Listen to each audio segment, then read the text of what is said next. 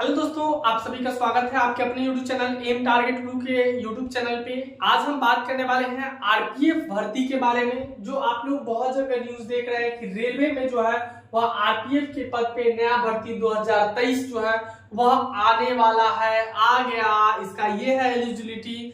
तो अगर आप लोग सच में आरपीएफ बनना चाहते हैं, रेलवे प्रोटेक्शन फोर्स में तैनात होना चाहते हैं, तो आप लोग सबसे पहले इस वीडियो को लगातार और लास्ट तक देखकर जाइएगा। इसमें हम बातें करेंगे कि आपको इसका सिलेक्शन प्रोसेस क्या है, आपका एलिजिबिलिटी क्या होना चाहिए, हाइट बार क्या होना चाहिए, वेट क्या होना चाहिए, रनिंग क्या होना चाहिए, जिससे आप अच्छी तैयारी करके रखेंगे और जैसे ही ये भर्ती आएगा तो इस भर्ती में आपका सिलेक्शन होगा, है ना।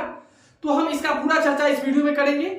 आप लोगों का हाइट, चेस्ट, वेट, एग्जामिनेशन, ठीक है, फॉर्म फिलअप करने के लिए क्या सब रखना है, ये सारा चीज आपको रेडी रखना है। और आरपीएफ की भर्ती बहुत जल्दी आप लोगों को जो है लगभग आप लोगों को मैं बता दूं यहाँ पर कि 15,000 के करीब में ये भर्ती आएगी।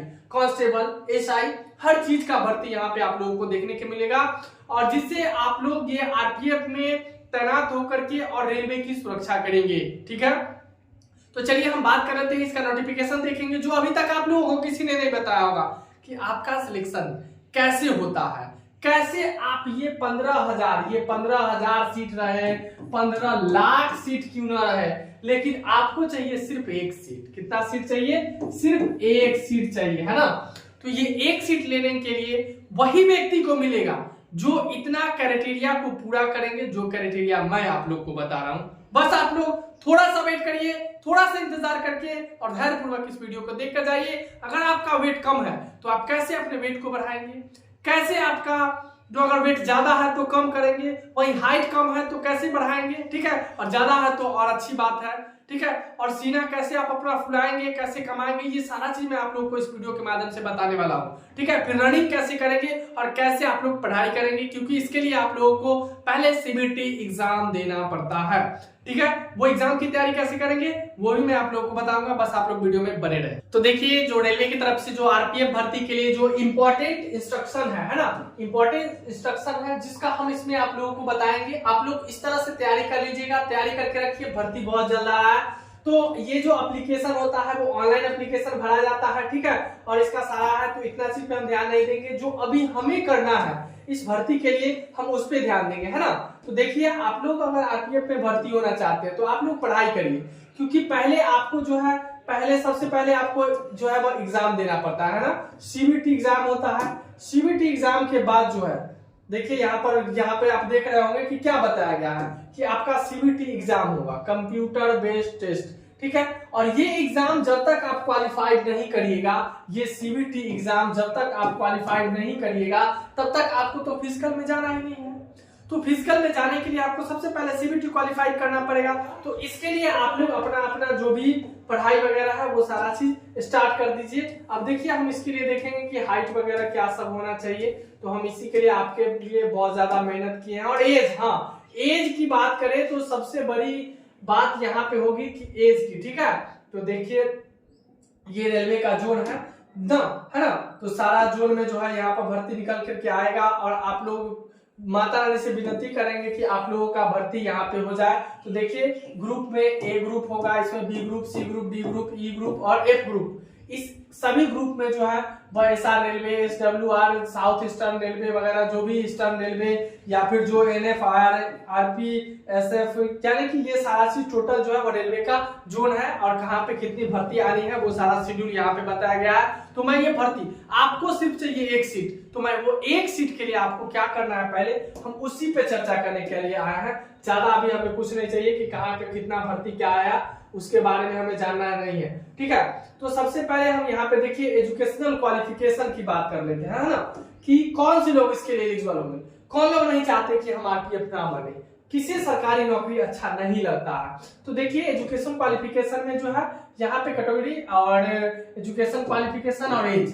तो कांस्टेबल, जो कांस्टेबल पद होता है, इस कांस्टेबल पद के लिए जो है आप किसी भी बोर्ड से, जो रिकॉग्नाइज्ड बोर्ड है, मान्यता प्राप्त बोर्ड है, उस बोर्ड से 10th पास कर चुके हैं तो कांस्टेबल, ग्रेजुएशन पास कर चुके हैं तो एसआई वगैरह बनेंगे, ठीक है, जो भर्ती आएगा उसके बारे में। और एज, अब सबसे बड़ा फैक्टर है ये एज है ना, कि आपका एज कितना है, इस मध्य में है तो आप इसकी तैयारी के लिए इंतजार करिए, इसके मध्य में नहीं है तो आप लोग आगे की तैयारी करिए फिर दूसरे चीज के लिए। तो देखिए ये आरपीएफ के लिए जो चाहिए एज, आर पी और एफ, आरपीएफ के लिए 18 वर्ष से लेकर के और 25 वर्ष तक चाहिए। अगर इस बीच में आपका एज है तो आप लोग आरपीएफ की जोरदार तैयारी कीजिए पढ़ाई। इसमें यहाँ पर एससी एसटी वालों को जो है वह छूट भी दिया जाएगा, और बता दें अग्निवीर वालों को भी यहाँ पे छूट दिया जाएगा और उन्हें 5 सालों का छूट दिया जाएगा, और एससी ओबीसी ये सारे को जो है वह 3 सालों का छूट दिया जाएगा ये सभी लोगों को। अब यहाँ पर हम देखते हैं फिजिकल मेजरमेंट, आपका कितना फिजिकल मेजरमेंट होना चाहिए। अगर इस हिसाब से है तो ठीक है, नहीं है तो आप लोग इसको बनाइए, है ना। तो देखिए फिजिकल मेजरमेंट में यूआर और ओबीसी के लिए हाइट की हम बात करेंगे, चेस्ट की बात करेंगे, है ना। तो सबसे पहले हाइट में बात कर लेते हैं। जो मेल कैंडिडेट है ना, तो मेल है और जनरल से है या ओबीसी है तो उनका हाइट जो है वह 165 सेंटीमीटर चाहिए, ठीक है। वहीं पे एससी और एसटी वाले जो है मेल, उनका 160 सेंटीमीटर। यहाँ पे याद रखिएगा जिनका हाइट मेल में ओबीसी जनरल में आते हैं उनका 165 चाहिए, जो एससी और एसटी में आता है उसको चाहिए 160, ठीक है। और वहीं पे गोरखा वगैरह में है या फिर आगे तो ये सब देख रहे हैं इसमें है तो आपका 163 सेंटीमीटर हाइट चाहिए, वही मेल के लिए है। अब फीमेल की बात कर लेते हैं। तो फीमेल में जो है जनरल और ओबीसी का हाइट जो है 157 सेंटीमीटर चाहिए, सेंटीमीटर में यहाँ पे देख लीजिए। वही एससी और एसटी का जो हाइट है वो होना चाहिए फीमेल में वह 152 सेंटीमीटर, और वहीं पे गोरखा डोगरा ये सब में जो चाहिए वह 155 सेंटीमीटर हाइट चाहिए, ठीक है। ये तो हाइट का हो गया क्राइटेरिया। अगर आप इतना हाइट आपका है तो आप आरपीएफ के लिए एलिजिबल होंगे, आप आरपीएफ के लिए मेहनत करिए, आपका यहाँ पे सिलेक्शन होगा। और वहीं पे बात कर लेते हैं चेस्ट की। तो चेस्ट में जो है, चेस्ट में फुलाना पड़ता है ना, फुलाना पड़ता है। तो चेस्ट में जो है देखिए, चेस्ट जो ओनली फॉर मेल कैंडिडेट, जो मेल है उन्हीं का चेस्ट होता है, चेस्ट लिया जाता है। तो उनको देख लीजिए यहाँ पर जनरल और ओबीसी वालों को जो है वो 80 सेंटीमीटर नॉर्मल होना चाहिए, ठीक है। और वहीं एससी और एसटी वालों के लिए जो है वो 76.2 चाहिए सेंटीमीटर, और वहीं पे गोरखा डोगरा रेजिमेंट वालों के लिए 80 ही चाहिए।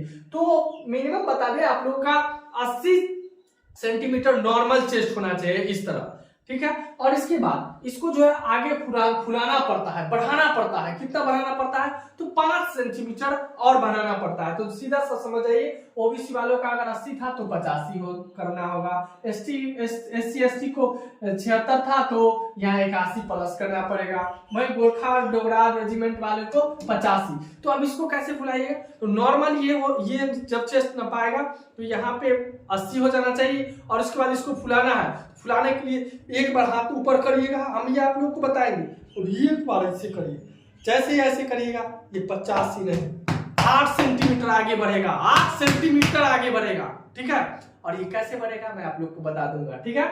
तो हाइट और चेस्ट आप लोग देख लिए। अब हम लोग इसके बाद बात करते हैं कि यहाँ पर और क्या होना चाहिए, है ना।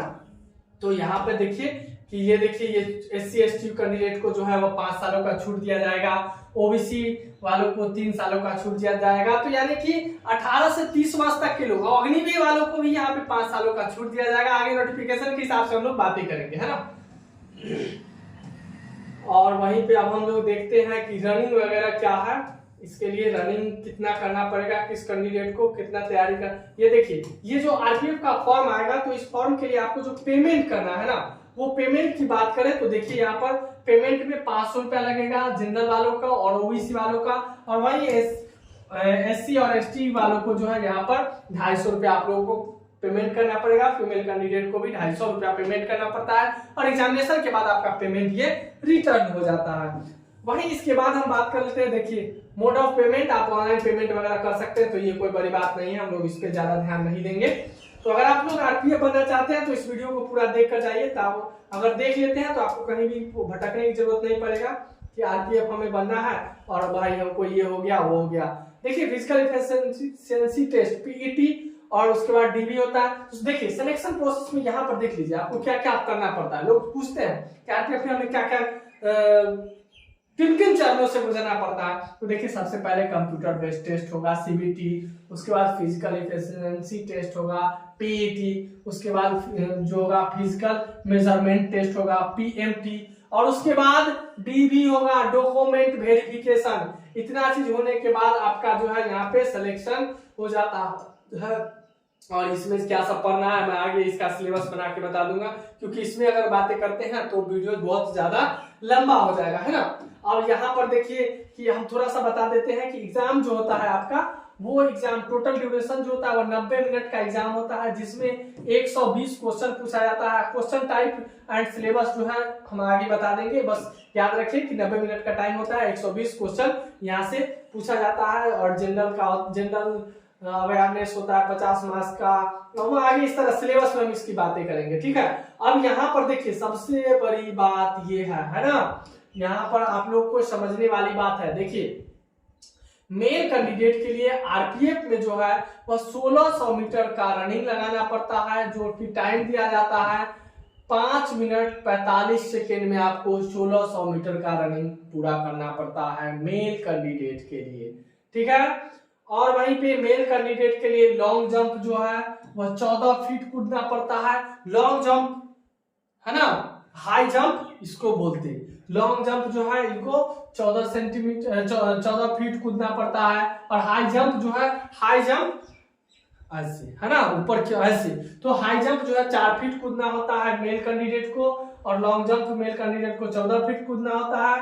वहीं फीमेल कैंडिडेट की बात करते हैं तो इनका जो रनिंग होता है वह 800 मीटर का रनिंग होता है, जो आपको पूरा करना पड़ेगा 3 मिनट 40 सेकेंड में। और आपको जो लॉन्ग जंप है वह 9 फीट पूरा कूदना है, 9 फीट लॉन्ग जंप ऐसे वाला। और हाई जंप जो है वो मात्र 3 फीट कूदना पड़ता है फीमेल कैंडिडेट का। तो ये सारा चीज आप लोग इसकी थोड़ा सा तैयारी कर सकते हैं, लेकिन इससे पहले जरूरी है पढ़ाई। अगर हाइट कम रहा है तो आप जो है हाइट के लिए आप लोग बीम बांध लीजिए और अपने घर में ऐसे ऐसे बीम मारिए। बीम अगर मारते हैं तो आपका हाइट 100% बढ़ेगा ही बढ़ेगा, है ना। तो मुझे पूरा उम्मीद है कि आप लोग को समझ में आ गया होगा कि आरपीएफ के लिए हमें क्या सब करना पड़ेगा। तो ये सारा चीज आप लोग अपना करना जो है वह शुरू कर दीजिए अगर आप लोग आरपीएफ में भर्ती होना चाहते हैं। और इसके लिए पढ़ना क्या है अगर आप लोग जानना चाहते हैं तो मैं आप लोगों को आगे इस वीडियो में बता दूंगा, आगे की वीडियो बना करके कि इसके लिए सिलेबस क्या है आरपीएफ के लिए और क्या सब इंपॉर्टेंट पढ़ना है। क्योंकि अथाह समुद्र से हमें चुन के कुछ पढ़ना पड़ता है और उसे पढ़ते हैं तो हमारा सिलेक्शन जरूर हो जाएगा। तो अगर आप लोग को सिलेबस चाहिए तो कमेंट्स करिए, मैं आप लोग को दे दूंगा। फिर मिलता हूं आगे, तब तक के लिए जय हिंद जय भारत।